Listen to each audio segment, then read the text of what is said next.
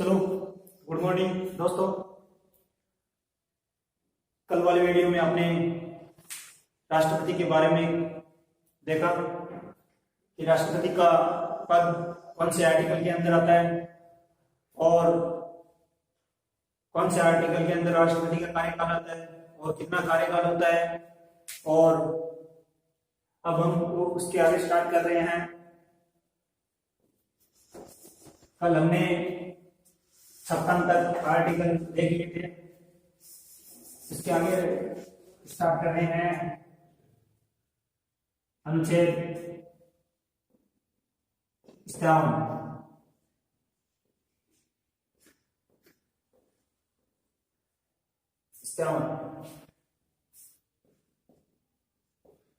इसमें है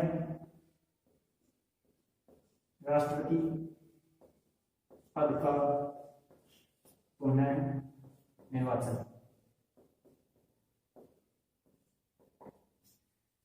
कि राष्ट्रपति पद का पुनः निर्वाचन अनुच्छेद 57 के अंदर बताया गया है कि राष्ट्रपति पद का पुनः निर्वाचन, राष्ट्रपति पद अगर राष्ट्रपति एक बार बन जाता है तो उसके बाद वह राष्ट्रपति पुनः निर्वाचित कितनी बार राष्ट्रपति बन सकता है। एक ही व्यक्ति कितनी ही बार राष्ट्रपति बन सकता है।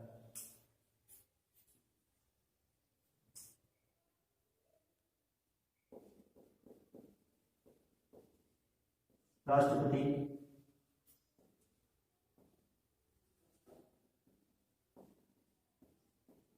पद पर एक ही व्यक्ति कितनी ही बार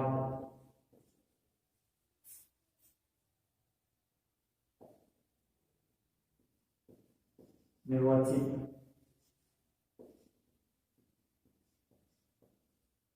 हो सकता है।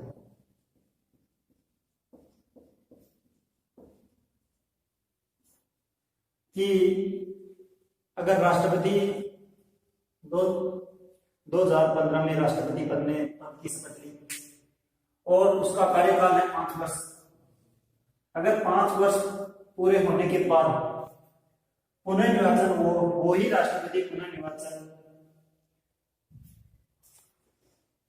कर सकता है।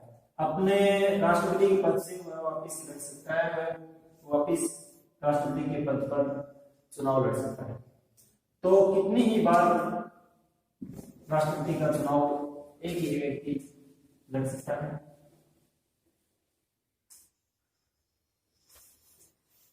यह अनुच्छेद 57 में बताया गया। अगला अनुच्छेद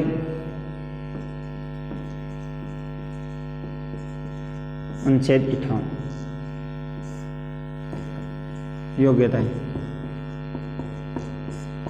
अगर राष्ट्रपति के पद पर व्यक्ति है तो उनकी क्या क्या योग्यताएं हैं। तो प्रथम, भारत का नागरिक होना। दूसरी बात है 35 वर्ष की आयु।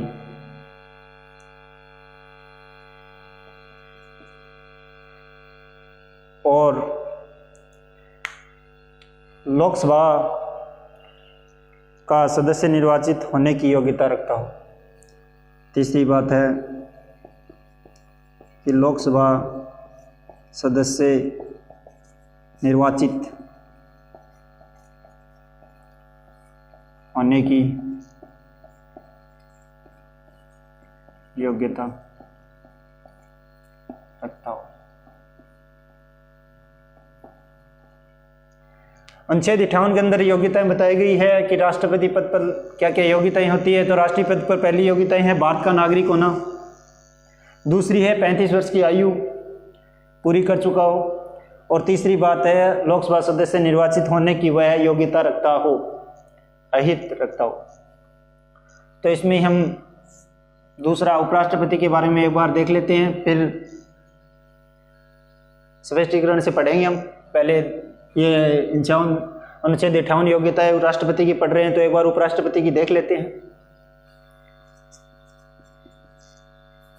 अनुच्छेद 66(3) में राष्ट्रपति पद की योग्यताएं, राष्ट्रपति पद की योग्यताएं, राष्ट्रपति पद की योग्यता।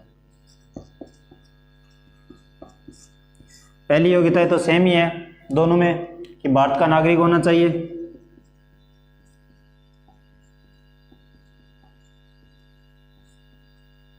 और दूसरी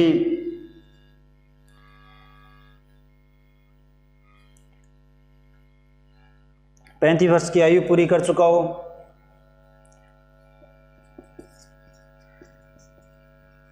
35 वर्ष की आयु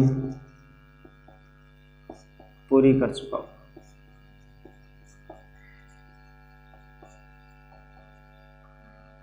और तीसरी हम पढ़ेंगे कि राज्यसभा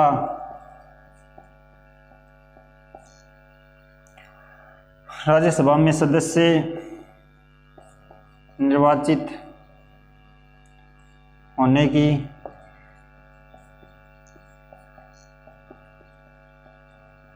योग्यताएं रखता हूं।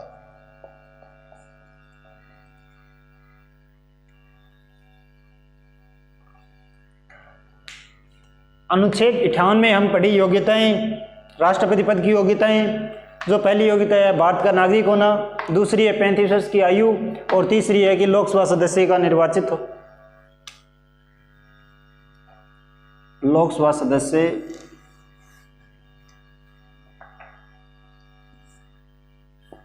निर्वाचित होने की योग्यता रखता हो।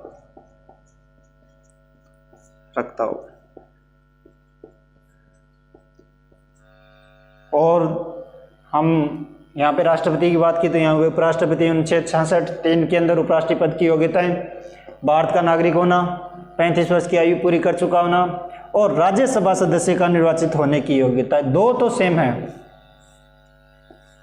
लेकिन एक में कुछ डिफरेंट है कि यहाँ पे है लोकसभा, यहाँ पे है राज्यसभा।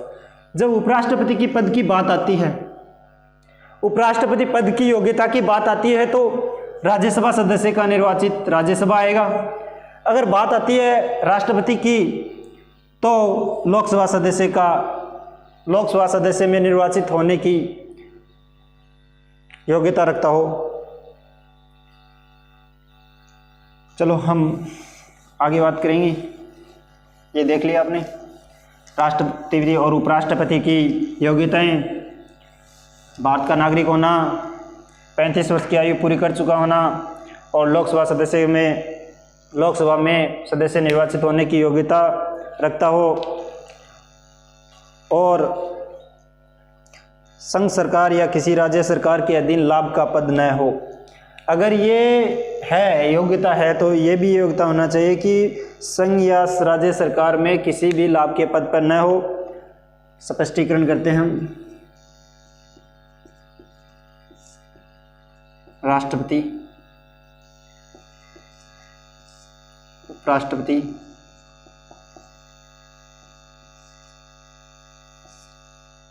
राष्ट्रपति, उपराष्ट्रपति, राज्यपाल और संघ सरकार या राज्य सरकार का मंत्री। राज्यपाल, संघ सरकार और राज्य सरकार का मंत्री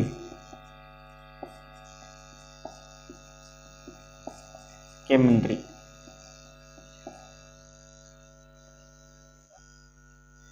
तो स्पष्टीकरण में राष्ट्रपति, उपराष्ट्रपति, राज्यपाल, संघ सरकार और राज्य सरकार के मंत्री। अगले अनुच्छेद की बात करेंगे हम। अनुच्छेद 59।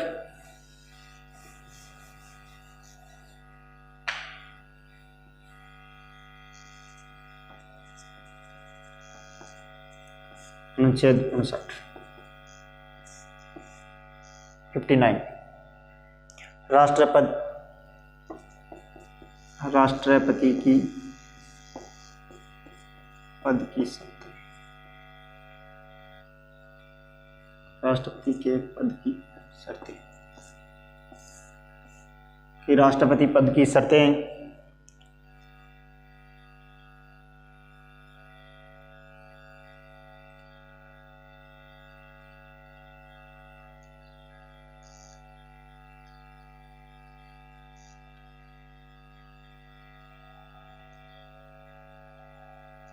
राष्ट्रपति पद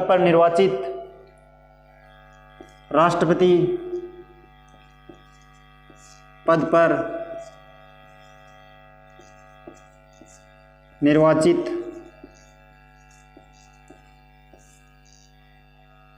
सदस्य निर्वाचित व्यक्ति संसद व राज्य के विधान मंडल का सदस्य नहीं होगा।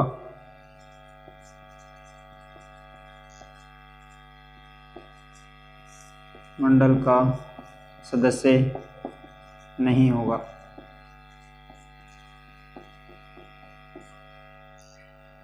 अनुच्छेद 59 जिसमें राष्ट्रपति के पद की शर्तें। राष्ट्रपति पद पर निर्वाचित व्यक्ति संसद व राज्य के विधानमंडल का सदस्य नहीं होगा और वह कोई लाभ के पद पर नहीं होगा। अगर राष्ट्रपति कोई लाभ के पद पर है या कोई सदस्य लाभ के पद पर है तो वह राष्ट्रपति पद पर निर्वाचित नहीं हो सकता है। संसद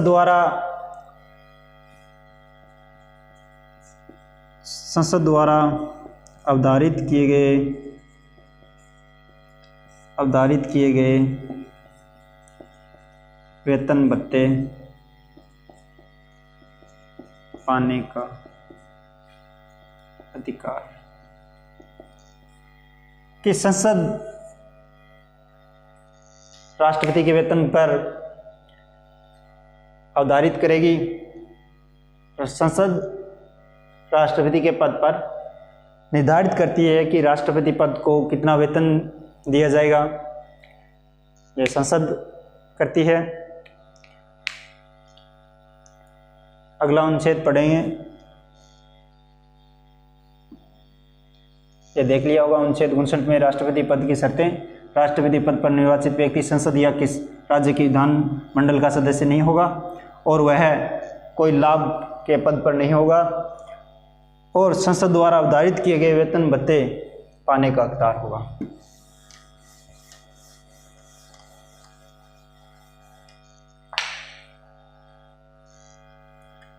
अगला अनुच्छेद 60 जिसमें विवरण किया गया है शपथ का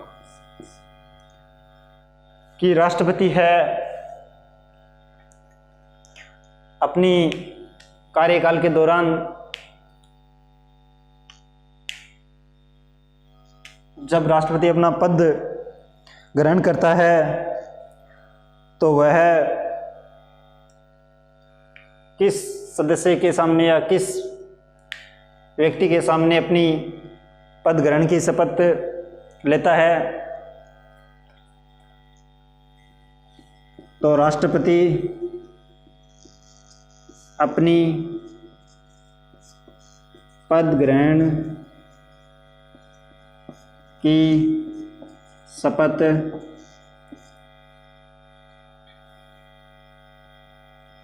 उच्चतम न्यायालय का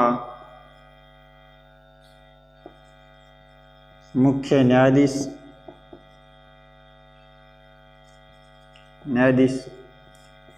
या अगर राष्ट्रपति अपनी पद ग्रहण की शपथ उच्चतम न्यायालय का मुख्य न्यायाधीश दिलाएगा अगर मुख्य न्यायाधीश वहाँ पे उपस्थित नहीं है उस पद पर, तो उस एक ज्येष्ठम कि उच्चतम न्यायालय का ज्येष्ठम न्यायाधीश वह राष्ट्रपति को अपनी पद की शपथ दिलाता है। अनुच्छेद 60 राष्ट्रपति अपनी पद ग्रहण की शपथ उच्चतम न्यायालय का मुख्य न्यायाधीश के सामने या फिर ज्येष्ठतम न्यायाधीश वह राष्ट्रपति को अपनी पद की शपथ दिलाता है।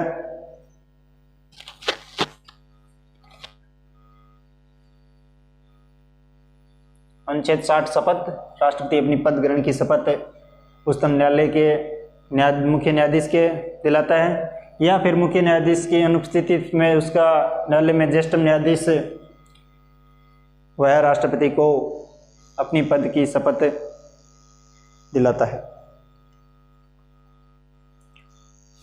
अगले अनुच्छेद की बात करेंगे, जिसमें अनुच्छेद 61 जिसमें बताया गया है राष्ट्रपति पर महाभियोग प्रक्रिया।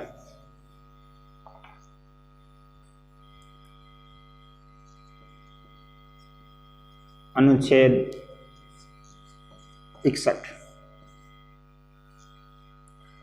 इसमें राष्ट्रपति पद पर महाभियोग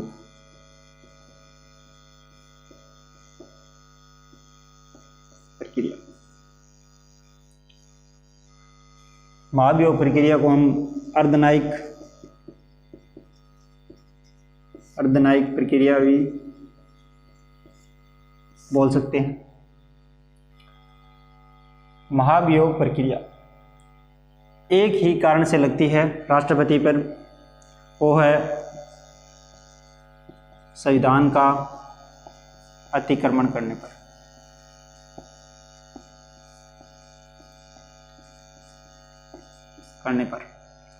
कि अनुच्छेद 61 के अंदर राष्ट्रपति पर महाभियोग प्रक्रिया का विवरण किया गया है, जिसे हम अर्धन्यायिक प्रक्रिया भी बोलते हैं। संविधान का अतिक्रमण करने पर केवल एक बात पर राष्ट्रपति पर महाभियोग लगाया जा सकता है, जो है संविधान का अतिक्रमण करने पर। यह है महाभियोग प्रक्रिया संसद के लोकसभा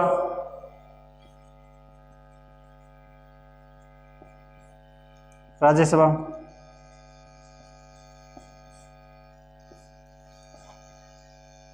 महाभियोग प्रक्रिया राज्यसभा या लोकसभा में कोई भी सभा में रख सकते हैं। अगर लोकसभा में रखा तो इसको बोलेंगे हम प्रथम सदन। अगर लोकसभा सदन में रखा तो इसको हम प्रथम सदन, या राज्यसभा में रखा गया तो इसको भी प्रथम सदन बोलते हैं। जिसमें राष्ट्रपति पर महाभियोग प्रक्रिया रखा जाता है वो प्रथम सदन होता है, और प्रथम सदन के कुल सदस्य के 1/4 भाग उस पत्र लेख पर जो महाभियोग प्रक्रिया का एक पत्र लेख लिखा जाता है, उस पर सभी सदस्य के 1/4 के हस्ताक्षर उसमें मौजूद होते हैं। अगर उस पे 1/4 ने हस्ताक्षर कर दिया तो प्रथम सदन में राष्ट्रपति पर महाभियोग प्रक्रिया स्टार्ट हो जाती है। अगर ये प्रथम सदन यहाँ रखा गया तो यहाँ भेजते हैं अन्वेषण दूसरे सदन में। अगर दूसरे सदन में 2/3 से उस पे सदस्यों के हस्ताक्षर हो जाते हैं उस पत्र लेख पर, जिसने प्रथम सदन में राष्ट्रपति पर महाभियोग प्रक्रिया लगाई थी, उस पत्र पे राज्यसभा के दूसरे सदन के 2/3 हस्ताक्षर हो जाते हैं। उसके बाद अन्वेषण संसद में जांच के लिए भेजते हैं, तो वहाँ राष्ट्रपति खुद 14 दिन को महाभियोग लगाने से पहले 14 दिन की एक सूचना दी जाती है पहले कि राष्ट्रपति पर महाभियोग लगता है। उससे पहले 14 दिन राष्ट्रपति को एक सूचना दी जाती है कि राष्ट्रपति पर महाभियोग लग रहा है। तो वह 14 दिन इसमें भाग लेता है कि उसे पता होता है कि महाभियोग क्यों लगा रहे हैं, कैसे लगा रहे हैं, किस प्रकार कर रहे हैं। तो उसको वह राज्यसभा या लोकसभा में दूसरे सदन में 2/3 में तो वह भाग लेकर खुद राष्ट्रपति भाग ले सकता है या अपने किसी अन्य अधीनस्थ अधिकारी को अन्वेषण के लिए भेज सकता है, जांच के लिए भेज सकता है। अगर जांच होने के बाद में अगर 2/3 वोटों से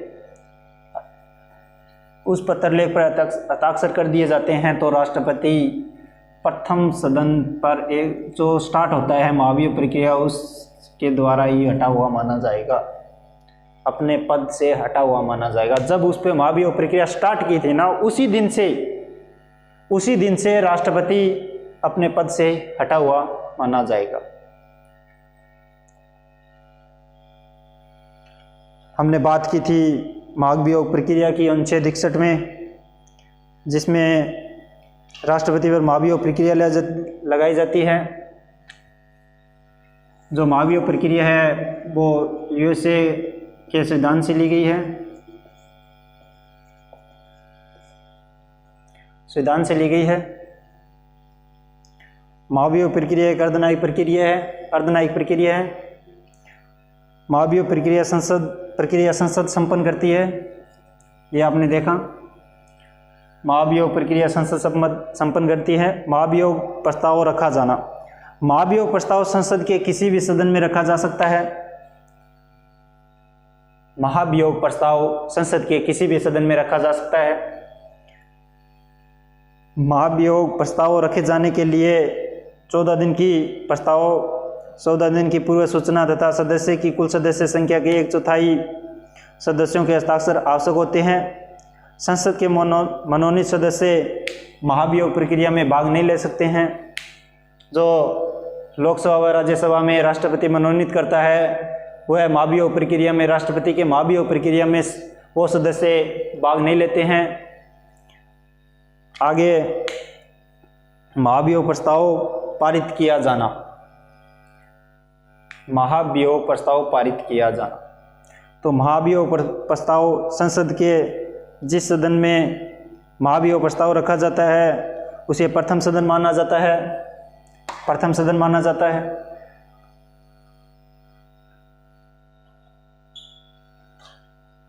प्रथम सदन की कुल सदस्य संख्या के 2/3 बहुमत से आपसे पहले बात की थी, बताया था आपको कि 2/3 बहुमत से प्रस्ताव पारित होने पर उस प्रस्ताव को दूसरे सदन में भेजा जाता है। दूसरा सदन उस प्रस्ताव को अन्वेषण करता है, जांच करता है या किसी समिति से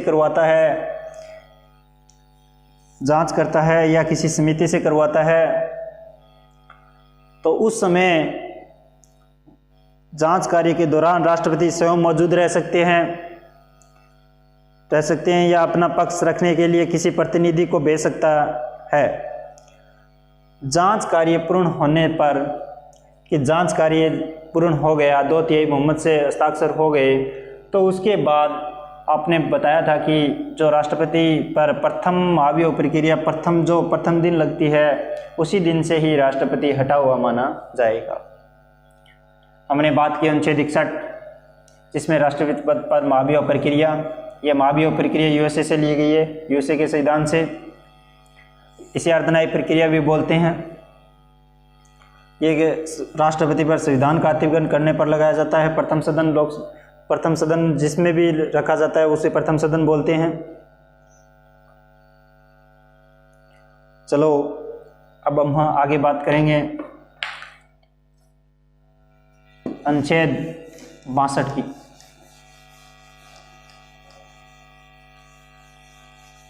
अनुच्छेद 62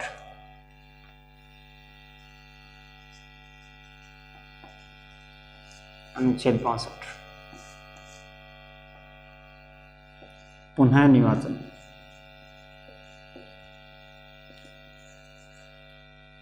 अनुच्छेद 62 में पुनर्निर्वाचन, जिसमें बताया गया है कि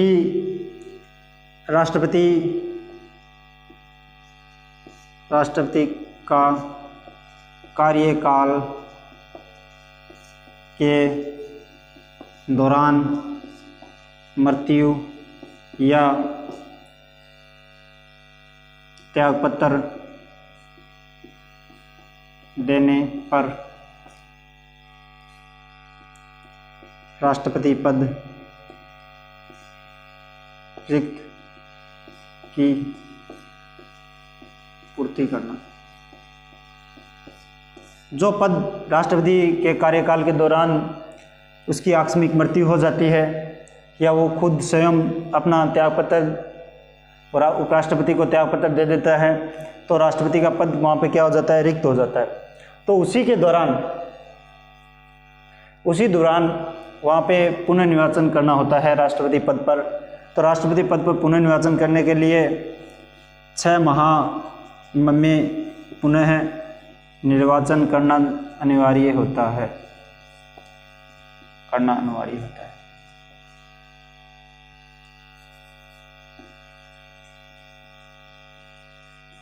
होता है। 6 माह में पुनर्निर्वाचन करना अनिवार्य होता है। और इसमें कुछ शर्त हैं कि जब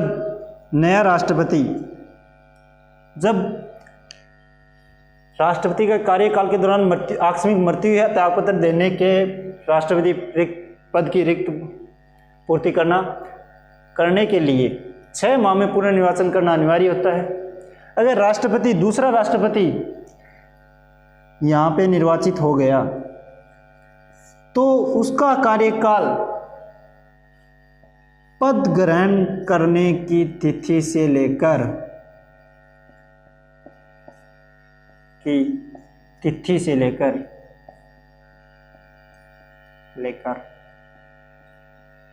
5 साल तक पद पर बना रहेगा। उसका कार्यकाल जो राष्ट्रपति का पुनर्निर्वाचन हुआ था उसका भी कार्यकाल 5 वर्ष, वही प्रक्रिया जो पहले राष्ट्रपति के ही उसका कार्यकाल, वो ही उसका वेतन, वो भी वेतन भत्ते भी जो पहले राष्ट्रपति को मिलते थे वो भी वेतन भत्ते, हर सुविधा राष्ट्रपति को मिलेगी। वही शर्तें होगी, वही योग्यता कि 35 वर्ष की आयु पूरी कर चुका हो, भारत का नागरिक होना चाहिए, लोकसभा सदस्य में निर्वाचित होने की योग्यता रखता हो। तो ये सभी की सभी राष्ट्रपति के बारे में हमने चर्चा की थी। अब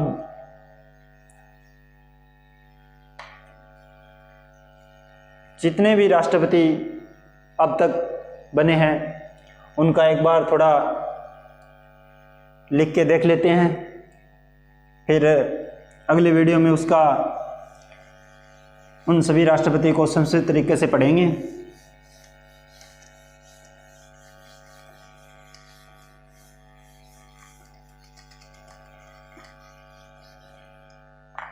टाइम कम है थोड़ा, तो उससे देख लेते हैं एक बार राष्ट्रपति, जल्दी जल्दी देख लेते हैं। प्रथम राष्ट्रपति 1 नंबर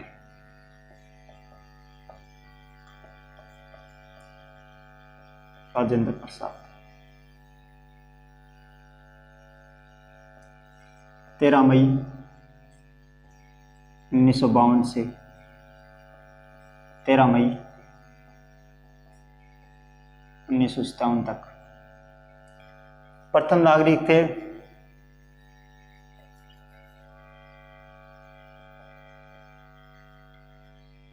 क्यों?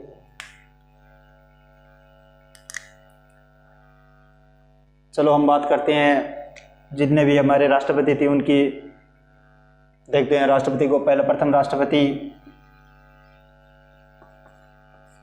राजेंद्र प्रसाद 13 मई 1952 से 13 मई 1957 तक। दूसरे 2 नंबर के राष्ट्रपति थे राजेंद्र प्रसाद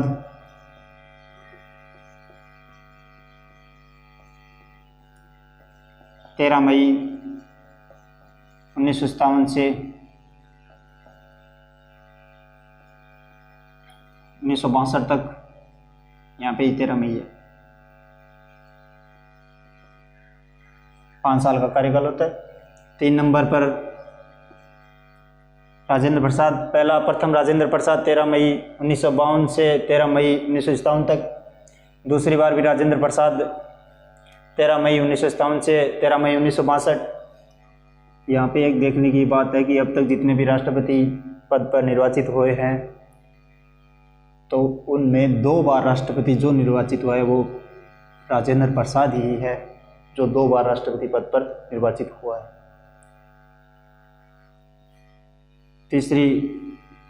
तीसरा पद राष्ट्रपति डॉक्टर सर्वपल्ली राधाकृष्णन, 13 मई 1962 से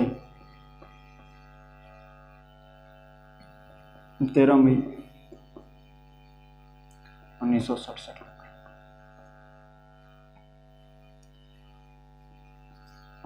4 नंबर की हम बात करेंगे।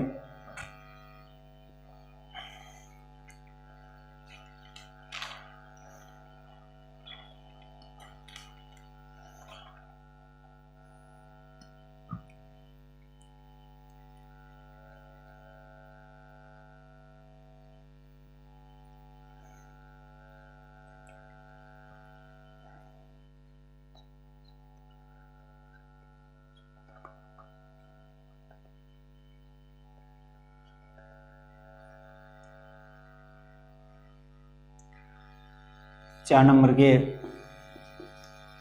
जाकिर हुसैन,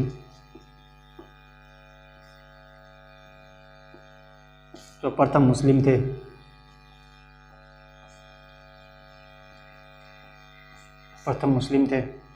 जाकिर हुसैन 13 मई 1967 से 3 मई 1969 तक।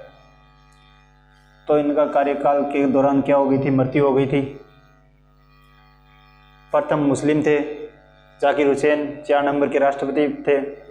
तो 13 मई 1969 से 3 मई 1967 से 3 मई 1969 तक रहे। तो ये राष्ट्रपति जब पद पर मृत्यु हो जाती है या अपना पद त्याग दे देता है तो उस पर का दूसरे राष्ट्रपति के उस पद पर निर्वाचित होने के लिए, उस पद को भरने के लिए, तो वहाँ जाकिर हुसैन के जगह उपराष्ट्रपति आए। जो जिस टाइम उपराष्ट्रपति कौन था?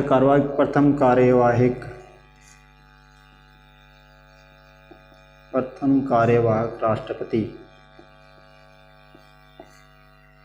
यहाँ पे आए थे वीवी गिरी।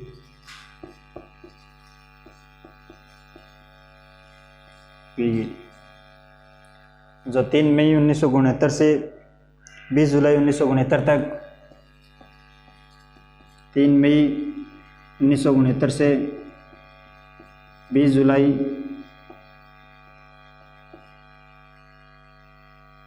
1969 तक, ये 3 मई 1969 से 20 जुलाई 1969 तक ही रही। इन्होंने फिर पद त्याग दे दिया राष्ट्रपति से।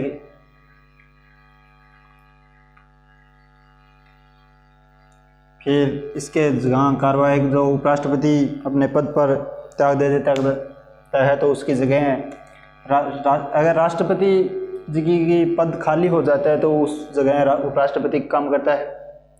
अगर उपराष्ट्रपति का ही पद खाली है तो वहाँ आता है मुख्य न्यायाधीश, प्रथम मुख्य न्यायाधीश।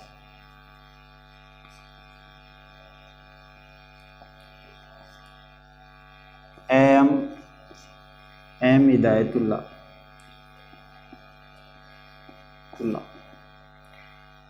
जो प्रथम मुख्य न्यायाधीश थे एम हिदायतुल्लाह, जो 20 जुलाई 1969 से 24 अगस्त 1969 तक, 20 जुलाई 1969 से 24 अगस्त 1969 तक रहे। तो इनका कार्यकाल, जो राष्ट्रपति का कार्यकाल वो पूरा हो गया था। इस पर नया चुनाव हुआ 5वां, तो राष्ट्रपति बने वीवी गिरी।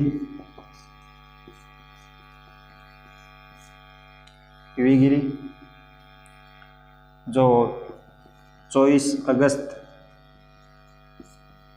1969 से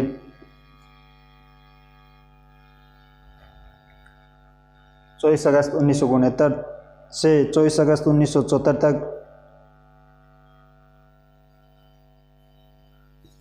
24 अगस्त 1969 तक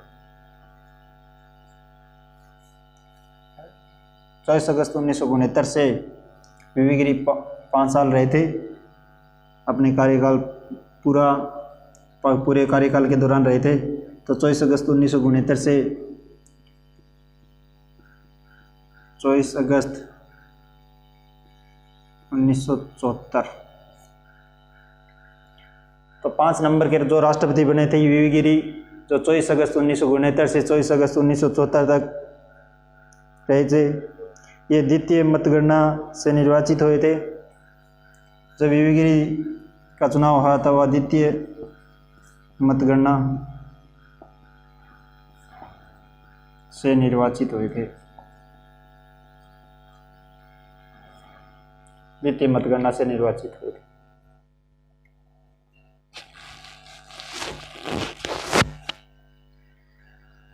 छह नंबर का फखरुद्दीन अली अहमद। 6 नंबर फखरुद्दीन अली अहमद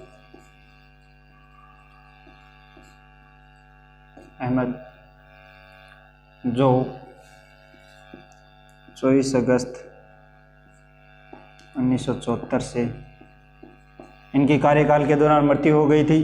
जो 6 नंबर के फखरुद्दीन अली अहमद बने थे, दूसरे मुस्लिम बने थे, उसकी कार्यकाल के दौरान मृत्यु हो गई थी। तो ये है 11 फरवरी 1977 तक ही अपने कार्यकाल पर रहे। 11 फरवरी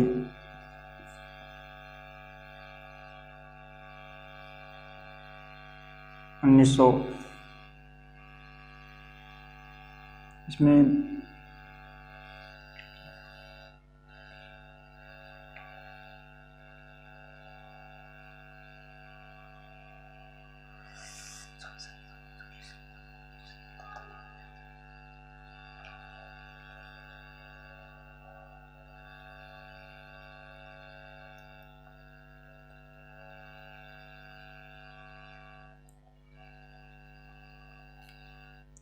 चौबीस अगस्त 1974 से 11 फरवरी 1977 तक रहे। इसके भी कार्यकाल के दौरान मृत्यु हो गई थी राष्ट्रपति की। तो प्रथम कार्यवाहक किया गया, द्वितीय के ये थे, तो तृतीय कार्यवाहक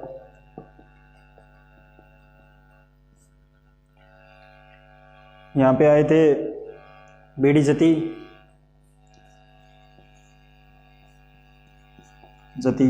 जो उपराष्ट्रपति थे। जो बीडी जती का कार्यकाल रहता है, यह 11 फरवरी, ये है फखरुद्दीन अली अहमद के 24 अगस्त 1974 से 11 फरवरी 1973 तक फखरुद्दीन अली अहमद का कार्यकाल रहा। और इसकी आकस्मिक मृत्यु होने के बाद तृतीय कार्यवाहक बीडी जती 11 फरवरी 1977 से 25 जुलाई 1977 तक रहे। 11 फरवरी 1977 से 25 जुलाई 1977 तक रहे। तृतीय कार्यवाहक बीडी जती 11 फरवरी 1977 से 25 जुलाई 1977 तक। फिर 7 नंबर के राष्ट्रपति आते हैं नीलम संजीव रेड्डी।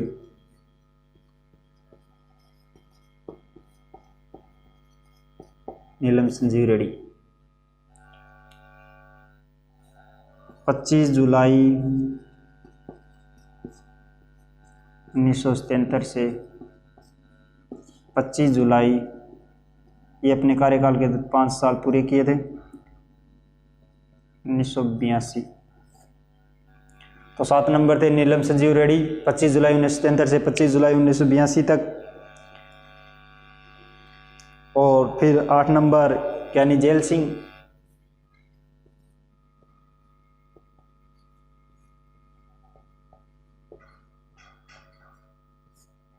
यानी जेल सिंह 8 नंबर के, इसका भी 25 जुलाई से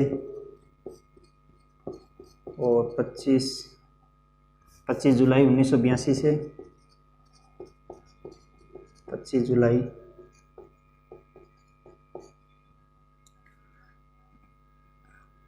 1987। यानी जेल सिंह का 25 जुलाई 1982 से 25 जुलाई 1987। और 9 नंबर के आर वेंकटरन,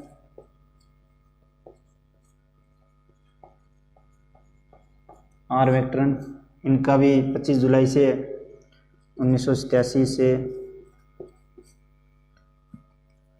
1992 तक 5 साल पूरे किए थे। फिर 10 नंबर डॉक्टर शंकर दयाल शर्मा,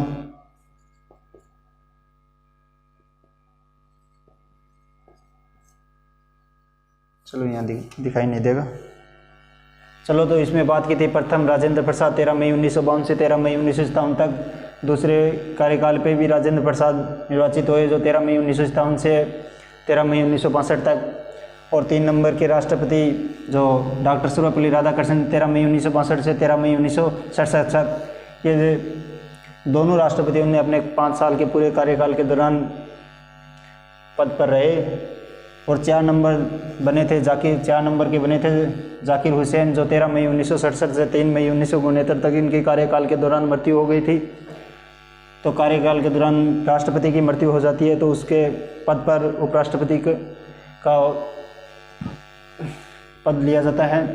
तो उपराष्ट्रपति जिस टाइम जब 13 मई 1967 से 3 मई 1969 में राष्ट्रपति जाकिर हुसैन की मृत्यु हो गई थी तो वहाँ उपराष्ट्रपति के पद पर वीवी गिरी कार्यकाल के दौरान थे। तो ये वीवी गिरी 3 मई 1969 से 20 जुलाई 1969 तक रहे। तो ये राष्ट्रपति के कार्यकाल पे थे तो उपराष्ट्रपति का पद खाली हो गया था। तो दूसरा कार्यवाहक प्रथम मुख्य न्यायाधीश जब राष्ट्रपति का पद खाली हो जाता है तो उपराष्ट्रपति पद ही खाली होता है तो अहम मुख्य न्यायाधीश राष्ट्रपति का पदभार संभालता है। तो मुख्य न्यायाधीश कौन थे उस टाइम? एम हिदायतुल्ला थे जो 20 जुलाई 1969 से 24 अगस्त 1969 तक कार्यकाल किया था। और 5 नंबर के वीवी गिरी जो यहाँ पे राष्ट्रपति के पद पर आए थे, यहाँ पे खुद राष्ट्रपति निर्वाचित हुए थे वीवी गिरी 24 अगस्त 1969 से 24 अगस्त 1974 तक। 6 नंबर के राष्ट्रपति फखरुद्दीन अली अहमद जो दूसरे मुस्लिम राष्ट्रपति थे जो 24 अगस्त 1974 से 11 फरवरी 1977 तक इनके कार्यकाल के दौरान मृत्यु हो गई थी। तृतीय कार्यवाहक आए थे बीडी जती जो उपराष्ट्रपति थे जो 11 फरवरी 1977 से 25 जुलाई 1977 तक किया। उनके बाद नीलम संजीव रेड्डी जो 25 जुलाई 1977 से 25 जुलाई 1982 तक। 8 नंबर का ज्ञानी जेल सिंह 25 जुलाई 1982 से 25 जुलाई 1987 और 9 नंबर का आर वेंकटन 1983 से 1992 तक 25 जुलाई है, समान ही है सारे के। और 10 नंबर देख लेते हैं के आर नारायण।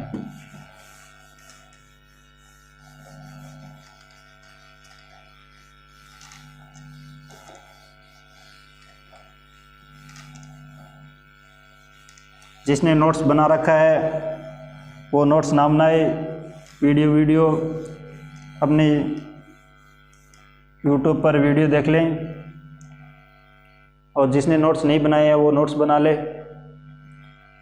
और 10 नंबर के थे के आर नारायण।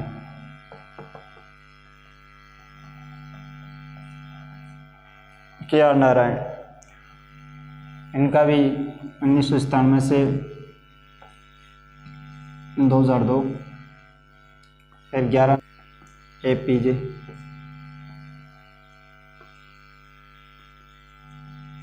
अब्दुल कलाम।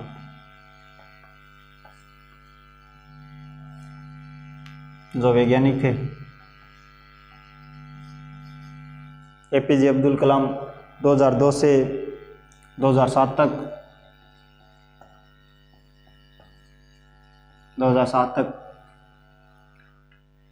12 नंबर प्रतिभा पाटिल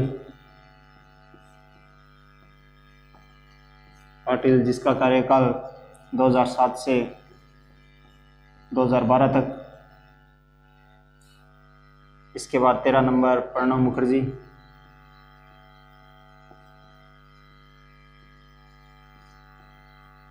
जो 2012 से 2017 तक। और 14 नंबर है जो फिलहाल है रामनाथ कोविंद, हमारे राष्ट्रपति पद पर है फिलहाल रामनाथ कोविंद 2017 से अब तक।